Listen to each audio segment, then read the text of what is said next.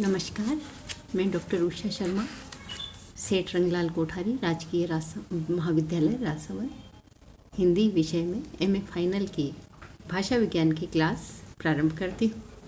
हमें जानना है कि भाषा की प्रकृति और गुणों के आधार पर उसकी क्या विशेषता है। यदि हम प्रारंभ में यह देखें कि भाषा वास्तव में किसे कहते हैं, तो विस्तृत दृष्टि से यदि हम देखें तो भाषा जीवित प्राणी के संवेदनात्मक, भावात्मक और ऐच्छिक अनुभूतियों की अभिव्यक्ति है। इसके बारे में कहा जाता है कि यादृच्छिक वाक् प्रतीकों की यह वह व्यवस्था है जिसके माध्यम से मानव समाज परस्पर व्यवहार करता है। इस परिभाषा के अनुसार मानव कंठ से उद्कीर्ण सार्थक ध्वनियों तक ही भाषा सीमित नहीं होती। वह विश्व में कोई ऐसा मानव समाज नहीं होता जिसकी अपनी कोई भाषा नहीं होती। भाषा की आधारभूत विशेषताएं उसकी प्रतीकात्मक व्यंजना है। और यदि हम भाषा की प्रकृति के बारे में विचार करें तो यह एक पहला विचार यह आता है कि भाषा प्रेरक संपत्ति है। वास्तव में एक बालक सर्वप्रथम अपने परिवार से ही भाषा को सीखता है। न केवल मनुष्य बल्कि जितने भी जीव जंतु प्राणी मात्र हैं वे सभी अपनी योग्यता के अनुसार भाषा को सीखते हैं, लेकिन एकमात्र मनुष्य ही है जिसे अपनी भाषा को अर्थ देना या अर्थ के माध्यम से भाषा को बोलना और उसके विविध रूपों के माध्यम से वह अभिव्यक्त कर सकता है। उसका विकास और स्वरूप का निर्धारण भी वह समाज के अंतर्गत ही कर पाता है। इस प्रकार भाषा एक पैतृक संपत्ति हुई क्योंकि वह मनुष्य अपनी मातृभाषा को सर्व प्रमुखता देता है। मनुष्य जैसे जैसे बड़ा होता जाता है वह अन्य लोगों के संपर्क में आता है और उसकी भाषा के स्वरूप में भी अभिवृद्धि होती है। इतना होने पर भी उसे अपनी मातृभाषा से अत्यंत प्रेम होता है, क्योंकि हम आज देखते हैं चाहे वो कितना भी बड़ा हो जाए लेकिन उसको अपनी मातृभाषा में एक अलग संगीत, एक अलग आनंद की अनुभूति होती है। बड़े बड़े नगरों में अनपढ़ों से भी बात अपनी जुबान सुनकर, अपनी मातृभाषा सुनकर वही संगीत का आनंद प्राप्त होता है जो आज यानी जो वह कहीं भी आनंद प्राप्त नहीं कर सकता और अपनी मूल भाषा को ही अपने परिवार में बोलकर आनंद की अनुभूति करता है। दूसरा हम देख सकते हैं कि भाषा जो है वह अर्जित संपत्ति है, अर्थात भाषा को मनुष्य अर्जित करता है। वह कैसे? क्योंकि भाषा हमेशा विकासशील होती है, कभी सीमाओं में नहीं बंधी रह सकती, उसका विकास होता है। बच्चा घर में मातृभाषा सीखता है और जैसे ही वह बाहर जाता है अपने साथियों के साथ उनकी भाषा सीखता है। खेलते खेलते अनेक भाषाएं सीख लेता है। हम आश्चर्यचकित रह जाते हैं जब प्रारंभ में बोलने वाला बच्चा एक अचानक से नया कोई शब्द बोलता है और हम सोचते हैं ये कहाँ से सीख के आया। लेकिन यदि देखें तो उसने अपने ही परिवार से, अपने अड़ोस पड़ोस से अर्जन किया है उन शब्दों का। और इसी प्रकार से मनुष्य अपने जैसे राजस्थान का रहने वाला बालक यदि दक्षिण में कहीं भी जाकर रहता है तो वहाँ की भाषा बहुत सहजता से अर्जित कर लेता है।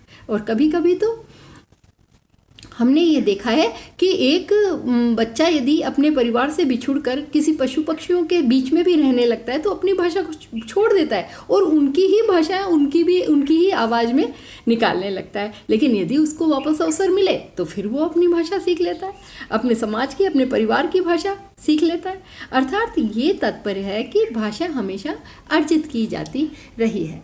भाषा सामाजिक वस्तु है, ये सबसे बड़ा सत्य है। मनुष्य समाज से ही प्राप्त करता है और समाज की ही भाषा को बोलता है, क्योंकि समाज में ही संप्रेषण करना उसकी प्रमुख पहली जो है वो विशेषता होती है। भाषा का अर्जन समाज में ही करता है। भाषा प्रारंभ से अंत तक समाज की ही वस्तु है। भाषा का जन्म और विकास समाज में ही होता है। समाज से ही मनुष्य उसका अर्जन करता है। भाषा का प्रयोग भी समाज में ही वह करता है। समाज के अभाव में हम सोचने का कार्य कर सकते हैं, किंतु भाषा का व्यवहार तो विचारों से को प्रकट करने के लिए नहीं कर सकते। हमारा सोचना भी समाज सापेक्ष है और इस प्रकार भाषा का अर्थ भी इति से अथ तक केवल समाज ही होता है। अगर हम इसी क्रम में हम आगे देखते हैं तो भाषा सर्वव्यापक है। निश्चित है भाषा का कोई बंधन नहीं होता। भाषा सर्वव्यापक होती है क्योंकि उसका प्रयोग अनंत तक होता है। हमने कह दिया किसी भाषा को कि ये यहाँ समाप्त हो जाएगी या कल से दूसरी भाषा बोलने लगेंगे, या हम सोचें कि इतनी तारीख से हमारे देश में ये भाषा बोली जाएगी और एकदम से पहली भाषा खत्म हो जाए, ये संभव नहीं है। भाषा एक निश्चित प्रक्रिया के तहत बढ़ती है और अपनी व्याप्ति को वो प्रकट करती है। भाषा हमेशा बालक अपनी माँ के अनुकरण पर दूध, रोटी, मामा, बाबा आदि शब्द सीखता है और जैसे जैसे आयु बढ़ती है उसकी भाषा बढ़ती जाती है और व्यापकता भी। समाज के अनंत जातियाँ, अनंत लोग, अनंत इवन प्राणी मात्र, वो सब अपनी व्यापकता भाषा से सिद्ध करते हैं। भाषा का प्रवाह क्रमिक और निरंतर है, यह भी सत्य ही है क्योंकि भाषा एक क्रम में बढ़ती और निरंतर बढ़ती रहती है। भाषा परिवर्तित भी होती ही रही है, परिवर्तनशील भी होती रही है। उसका मुख्य स्वरूप तो यदि हम उसका मुख्य स्वरूप देखें तो मुख के उच्चारण में होने से एक व्यक्ति की भाषा दूसरे व्यक्ति के बोलने के तरीके से बिल्कुल मेल नहीं खाती। दोनों ही अलग अलग भी हो सकते हैं। सीखने वाले और सिखाने वाले दोनों एक सी भाषा नहीं बोल सकते।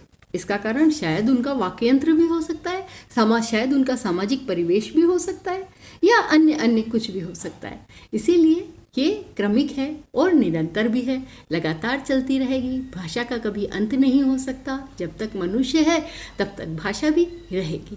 भाषा संप्रेषण का मुख्य साधन है। ये एक बहुत बड़ा सत्य है कि भाषा जो है वह संप्रेषण का एक मुख्य माध्यम है। शायद भाषा का निर्माण ही संप्रेषण के लिए ही हुआ। शायद पहला जब मनुष्य था उसने यह सोचा कि मैं अपने विचार दूसरों तक कैसे पहुंचाऊं, तो उसने अपनी ध्वनियों को उच्चारित किया और उन ध्वनियों का सार्थक रूप निकला, अर्थ के रूप में निकला और वह संप्रेषित हुई। तो भाषा का मूल कारण ही संप्रेषण है, इसीलिए उसका ये मुख्य साधन है। भाषा एक सहज और नैसर्गिक क्रिया है, स्वाभाविक क्रिया है, इसमें कोई बनावट नहीं है। मनुष्य बनावटी रूप में कोई भी भाषा को नहीं सीख सकता। वो स्वाभाविक रूप से अपने बालक को बड़ा होता हुआ देखकर हम उसकी स्वाभाविक प्रक्रिया को जान सकते हैं। वह निरंतर रूप से हो सकती है। हमने ये देखा है कि आज हम देखते हैं कि कुछ भाषाएं जैसे मृत हो गई और वो आज केवल पुस्तकालय में, या आप देखो कि आजकल जो है कंप्यूटर के किसी उसके अंदर कहीं कहीं दिखाई दे जाए, लेकिन भाषा एक नैसर्गिक प्रक्रिया के लिए अंतर्गत ही बढ़ती और खत्म और बनती और बिगड़ती रहती है। आज जैसे हम देख रहे हैं हिंदी का स्वरूप कितना बिगड़ रहा भी नहीं कह सकते, ये परिवर्तित हो रहा है। कितनी भाषाएं आ गई। आज हिंदी का मूल स्वरूप हम देख सकते हैं क्या कि वो जैसे हम कहें छायावादी कवि की जो कविता है वैसा ही आज है? नहीं, आज की हिंदी अंग्रेजी मिश्रित हो गई, यहाँ तक कि इसका नाम इंग्लिश रख दिया। इसीलिए भाषा परिवर्तनशील है, भाषा में सदैव परिवर्तन होते रहेंगे। इस प्रकार से हमारी भाषा की जो मुख्य प्रकृतियाँ हैं वो इन्हीं बिंदुओं पर हम जान सकते हैं।